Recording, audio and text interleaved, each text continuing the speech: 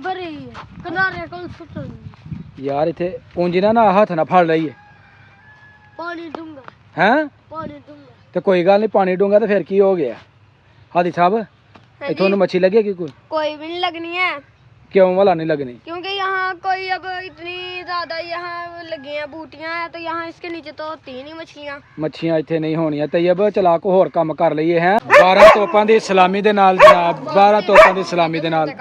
तुहाडे जनाब बहादरी नूं सलाम ना यार आडे नूं ना भुआ क्यों सानू अपना मरवाना ही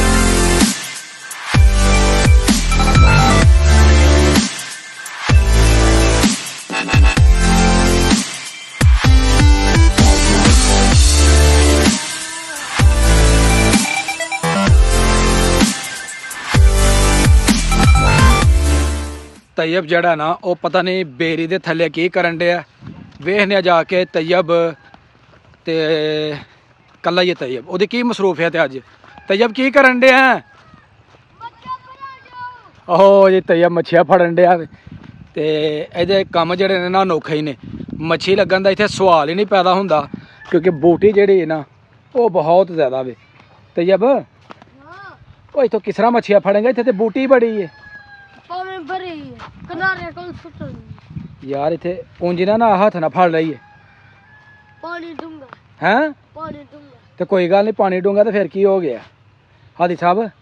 इथों मच्छी लगेगी कोई भी नहीं लगनी है क्यों वाला नहीं लगनी क्योंकि यहाँ कोई अब इतनी ज्यादा यहाँ लगी हैं बूटियां हैं तो यहाँ इसके नीचे तो होती ही नहीं मछलियां मच्छियां इथे नहीं होनियां तैयब चला को होर काम कर लईए हैं डॉक्टर साहब अच्छे बड़े मच्छी बड़े बेबो ते की करनी फड़ के मच्छियां बेचनी है ओ जान दे बेचनी किने लैनियां ने आर्डर आया ही कोई ऑर्डर नहीं हर कोई लेंदा है की पा 100 रुपए पा 400 रुपए किलो वाह जी वाह पूरी कैलकुलेशन कर ली है जी 100 रुपये पा ते 400 रुपये किलो अस्सलाम वालेकुम मैं जी तुहाडा दोस्त सुल्तान शेख पंजाब दे खूबसूरत संती शहर सियालकोट तो ते तुसी वेखण दे हो मेरा यूट्यूब चैनल अपना पंजाबी विलाग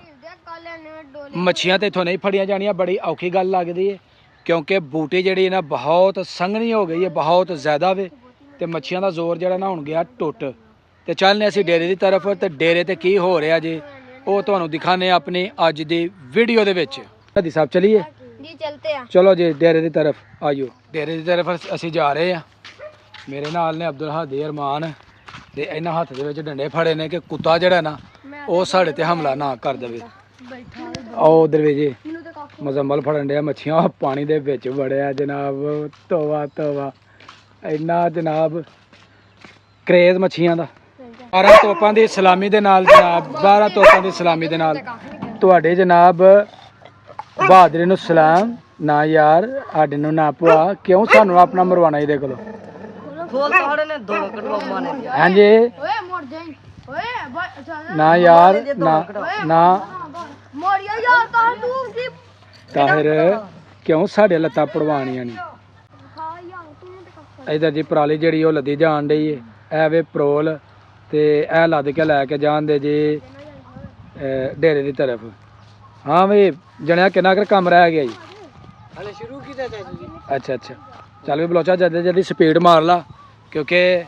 मौसम जड़ा ना होन दिया खराब अगर मौसम खराब हो गया तो काम जड़ा ना वो खराब हो जाना मैं जिन्नी भी जल्दी हो सकता कर ला ए मुंजी वढ़ के तेज है मुंजी जी ना इत्थे नहीं फंडी जानी क्योंकि जगह जी ना गिली है इनू लैके जाया जाएगा डेरे की तरफ तो डेरे ते जाके इनू फंडिया जाएगा ये उत्थे जाके फंडाई की जाएगी आज फंड कतेगी हाँ ते ओहदे नाल मुंजी अलग हो जाएगी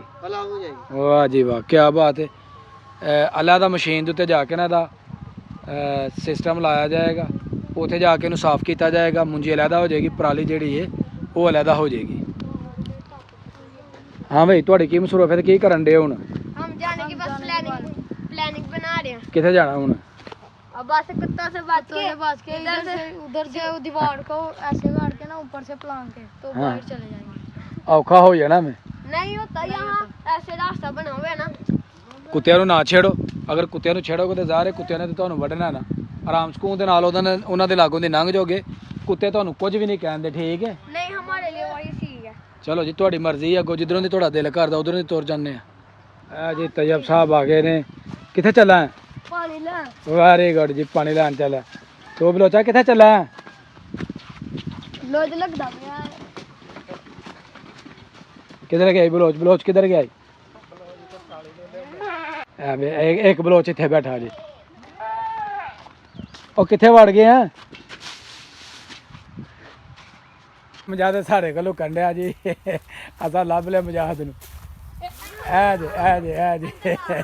ਕਿੱਥੇ ਚੱਲਾ? ਪਾਣੀ ਲੈ ਤੇ ਜਾ ਲੈ ਕੇ ਆ, ਮੈਨੂੰ ਵੀ ਪਿਆਣਾ ਹੀ ਹੈ। ਅੱਛਾ